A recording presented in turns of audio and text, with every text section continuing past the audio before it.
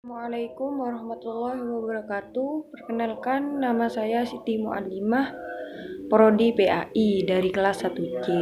Di sini saya akan membacakan tugas Aswaja yang berjudul tentang Front Pembela Islam atau FPI. Baik, yang pertama saya akan menjelaskan tentang sekilas FPI. FPI dideklarasikan pada tanggal 17 Agustus 1998 atau 24 Rabiul Tsani 1419 Hijriah di halaman Pondok Pesantren Al-Um, Kampung Utan, Ciputat di selatan Jakarta di sejumlah habaib ulama, mubaligh dan aktivis muslim dan disaksikan ratusan santri yang berasal dari daerah Jabotabek dipimpin oleh Habib Muhammad Rizik bin Syaib. Organisasi ini dibentuk dalam tujuan menjadi wadah kerjasama antara ulama dan umat dalam menegakkan amar ma'ruf dan nahi munkar di setiap aspek kehidupan. Latar belakang FPI sebagaimana disebut oleh organisasi tersebut yaitu yang pertama adanya penderitaan panjang umat Islam di Indonesia karena lemahnya kontrol sosial penguasa sipil maupun militer akibat banyaknya pelanggaran HAM yang dilakukan oleh oknum penguasa.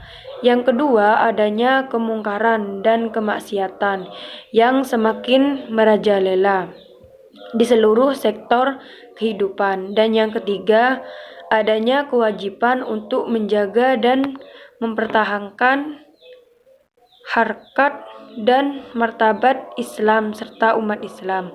FPI menjadikan sangat terkenal karena aksi-aksinya yang kontroversial sejak tahun 1998, terutama yang dilakukan oleh laskar paramiliternya sejak tahun 1998, yakni Laskar Pembela Islam. Walaupun di samping aksi-aksi kontroversial tersebut, FPI juga melibatkan diri dalam aksi-aksi kemanusiaan antara lain pengiriman relawan ke daerah bencana tsunami di Aceh. Menurut kalangan yang kontra, walaupun FPI membawa nama agama Islam, pada kenyataannya tindakan mereka bertentangan dengan prinsip dan ajaran Islam. Bahkan tidak jarang menjurus ke vandalisme. Sedangkan menurut pengurus FPI, tindakan itu dilarang oleh oknum-oknum yang kurang atau tidak memahami. Dan yang kedua, ajaran dan dasar berpikir. Sesuai dengan latar belakang pendirinya, FPI mempunyai sudut pandang yang menjadi kerangka berpikir organisasi. Visi bahwa penegakan amar ma'ruf nahi munkar adalah satu-satunya solusi untuk menjauhkan kezaliman dan kemungkaran. FPI bermaksud menegakkan amar ma'ruf nahi munkar secara kafah di segenap sektor kehidupan dengan tujuan menciptakan umat sholihat yang hidup dalam baldah thayyibah dan limpahan keberkahan dan keridhaan Allah Azza wa Jalla. Amar ma'ruf nahi munkar ala FPI sebagaimana tertulis dalam dokumen Risalah Histori dan Garis Perjuangan FPI. Tujuan berdirinya FPI adalah untuk melakukan amar ma'ruf nahi munkar.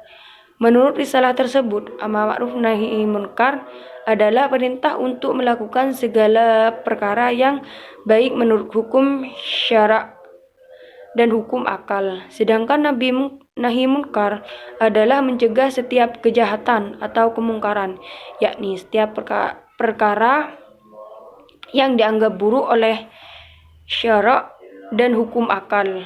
Meskipun memiliki berbagai program, misalnya dalam bidang sosial, aksi FPI yang paling kentara adalah penerapan nahi munkar, seperti dipelopori media. Aksi mereka banyak yang berakhir rusuh dan anarkis. Kenyataan ini mengundang berbagai komentar, baik yang pro maupun yang kontra dengan tindakan FPI, sedangkan di sisi lain pihak FPI meyakini apa yang mereka lakukan dibenarkan oleh syariat, yakni dalam kerangka amar ma'ruf nahi munkar. Mereka memiliki metode dan strategi dakwah amar ma'ruf nahi munkar. Mereka juga memberikan penjelasan dengan disertai dalil dan argumen untuk membenarkan pendapatnya. Dalam mencapai tujuan amar ma'ruf, FPI mengutamakan metode bijaksana dan lemah lembut melalui langkah-langkah mengajak dengan hikmah atau kebijaksanaan lemah lembut, memberi mau'izah hasanah atau nasihat yang baik, dan berdiskusi dengan cara yang terbaik. Sedangkan dalam melakukan nahi munkar, FPI mengutamakan sikap yang tegas melalui langkah-langkah menggunakan kekuatan atau kekuasaan bila mampu, dan menggunakan lisan dan tulisan. Bila kedua langkah tersebut tidak mampu dilakukan, maka nahi munkar dilakukan dengan menggunakan hati yang tertuang dalam ketegasan sikap untuk tidak menyetujui segala bentuk kemungkaran. Dalam Al-Quran, Allah menyatakan, yang artinya, dan hendaklah ada di antara kamu segolongan umat yang menyeru kepada kebajikan, menyeru kepada yang ma'ruf, dan mencegah dari yang munkar. Mereka adalah orang-orang yang beruntung. Al-Imran ayat 104. Pertama, dalam ayat di atas disebut yad'una ilal khair. Kalimat ini menyebutkan dakwah kedua. Wa ya'muruna bil ma'ruf, yang menjelaskan tentang amar ma'ruf.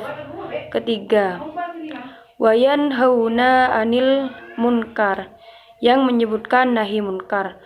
Terkait dakwah, metode yang digunakan harus lembut karena Allah menyatakan, yang artinya, serulah manusia kepada jalan Rabbmu dengan hikmah dan pelajaran yang baik, dan bantahlah mereka dengan cara yang lebih baik. An-Nahl 125. Menurut FPI, ayat di atas adalah ayat dakwah, bukan ayat nahi munkar. Menurut mereka, orang terkadang salah kaprah, di mana ayat dakwah dianggap sebagai dalil nahi munkar, sehingga menghasilkan kesimpulan bahwa metode nahi munkar harus lembut. Selain dakwah amar ma'ruf nahi munkar, terdapat lagi ayat yang berkaitan dengan ketiga hal tersebut, yaitu ayat-ayat tentang perang. FPI melihat berbagai macam kemungkaran seperti peredaran narkoba, perjudian, film-film porno di Indonesia saat ini bukan lagi sebagai kemaksiatan individual, tapi sudah menjadi kemaksiatan struktural. Ketua Umum FPI Habib Muhammad Rizik bin Syihab mengatakan, kalau kemungkaran individual, orang melakukan maksiat, baik yang berkenaan dengan narkoba, judi, VCD, porno, dan sebagainya, tidak selalu sulit kita menghadapinya. insya Allah lewat dakwah, lewat tabligh, lewat pengajian-pengajian, itu semua bisa diatasi dengan baik. Tapi yang jadi persoalan, kemungkaran di Indonesia saat ini sudah menjadi kemaksiatan struktural. Mereka punya sistem dan godfather yang mengendalikan itu semua. Jaringannya menggurita, masuk ke yudikatif, eksekutif, legislatif, masuk juga ke elemen-elemen penegak hukum. Jadi kemungkaran ini sudah betul-betul menjadi kemungkaran struktural. Jangan kaget kalau ada bandar narkoba seminggu sudah bebas. Karena itulah dalam menghadapi kemungkaran, kemaksiatan yang sudah struktural ini, FPI melancarkan strategi perang karena kemungkinan tersebut dinilai sebagai senjata perang oleh pihak musuh. Habib Rizik beralasan, bahkan yang lebih berbahaya, pornografi, perjudian, narkoba di Indonesia ternyata bukan hanya kemaksiatan struktural, lebih dari itu, sudah bisa dijadikan senjata perang. Jadi sebetulnya kita saat ini sedang diserang. Kita dibom oleh negara-negara yang menginginkan liberalisasi dan kebebasan di Indonesia. Kita diserang dengan bom-bom maksiat. Tahun 70-an kita jadi negara transit narkoba. Tiba-tiba tahun 80-an kita jadi negara konsumen. Tahun 90-an tahu-tahu kita berubah jadi negara produsen. Yang menarik ketika digerebek dan ditangkap, mulai dari pemilik, operator, pelaksana, ternyata banyak yang bukan orang Indonesia. Narkoba itu dijual dengan harga murah yang tidak masuk di akal. VCD porno dijual dengan harga murah. Kenapa? Mereka bukan untuk cari duit. Mereka mau merusak moral. Inilah dahsyatnya bom-bom maksiat yang dilancarkan oleh musuh-musuh kita. Ini tadi saya katakan, ini perang kemaksiatan, sudah dijadikan alat perang. Itulah karenanya aktivitas FPI di seluruh Indonesia manakala menggerebek gudang narkoba atau VCD porno. Saat di tangan mereka ada VCD porno atau narkoba, yang mereka lihat ini bukan sekedar VCD porno atau narkoba, tapi ini adalah amunisi yang ditembakkan oleh musuh ke rumah-rumah orang Islam. Karena aktivis melihatnya perang, ya kami lakukan dengan perang. Kita bakar, kita hancurkan. Karena itulah apabila suatu kemungkaran tergolong bisa dan dilakukan secara perorangan, FPI tidak akan melakukan tindakan yang kasar. Misalnya ada saudara muslim yang berbuat mungkar, saudaranya yang lain akan menasehatinya supaya bertaubat. Tapi menurut FPI, kemungkaran yang dihadapi saat ini lebih dari itu dan telah melibatkan jaringan internasional.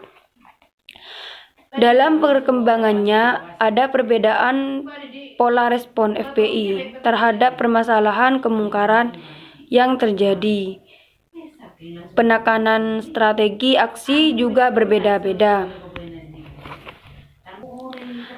Setelah melalui investigasi, tempat-tempat tersebut terbukti disalahgunakan untuk digunakan sebagai tempat kemungkaran.